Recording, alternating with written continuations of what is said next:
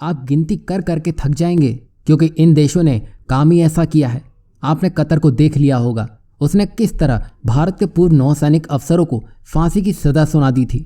भारत ने तब कुछ नहीं किया, बस अपनी जो गैस डील कतर के साथ होनी थी उसको होल्ड पर डाल दिया, जिसका नतीजा ये हुआ कि कतर ने फैसला भारत के पक्ष में सुना दिया, जिसके बाद भारत भी अब कतर के साथ एक बड़ी एलएनजी की डील को लेकर आगे बढ़ चुका है। मतलब यहाँ कतर ने भारत को 30 से 35 दिनों तक जरूर परेशान किया, लेकिन नतीजे भारत के पक्ष में ही रहे। वैसे कतर के पास तो और भी खरीदार हैं, लेकिन भारत जैसे खरीदार को वो नाराज नहीं कर सकता है, क्योंकि भारत बड़ा खरीदार होने के साथ ही साथ एक बड़ी अर्थव्यवस्था वाला देश भी है, जिससे उसको भी फायदा मिलेगा। और ये बात वो समझ चुका है, जिसके नतीजे आप सबके सामने हैं। अब जब कतर जैसा बड़ी ताकत रखने वाला देश भारत के आगे झुक चुका है, तो आप मालदीव को तो उसके आसपास भी नहीं रख सकते हैं, क्योंकि मालदीव का आधे से ज्यादा धंधा तो पर्यटन से ही आता है, जिसमें भारत का बड़ा योगदान है। लेकिन उसको वो दिख नहीं रहा है, उसने भारत को दूर कर दिया है और अब वो तुर्की और चीन से कह रहा है कि अपने टूरिस्ट मालदीव में भेजें ताकि मालदीव का गुजारा हो सके। यहाँ तक तो ठीक था, लेकिन इसी बीच यहाँ एक मजे की बात हो गई है,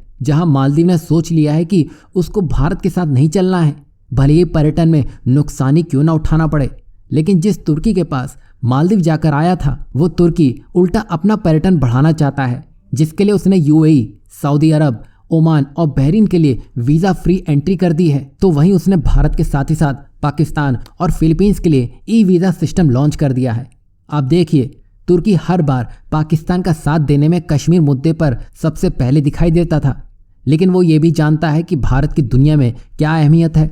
यही वजह है कि उसने पाकिस्तान ही नहीं बल्कि भारत को भी ई वीज़ा के लिए चुना है। और इस सुविधा के मिलने के बाद अब घर बैठे ही कोई भी भारतीय तुर्की के लिए ई वीज़ा प्राप्त कर सकता है। अब वीज़ा के लिए दूतावास जाकर चक्कर लगाने नहीं होंगे। यहाँ तुर्की भी ये अच्छे से जानता है कि पैसे आएंगे तभी पेट भरा जा सकेगा।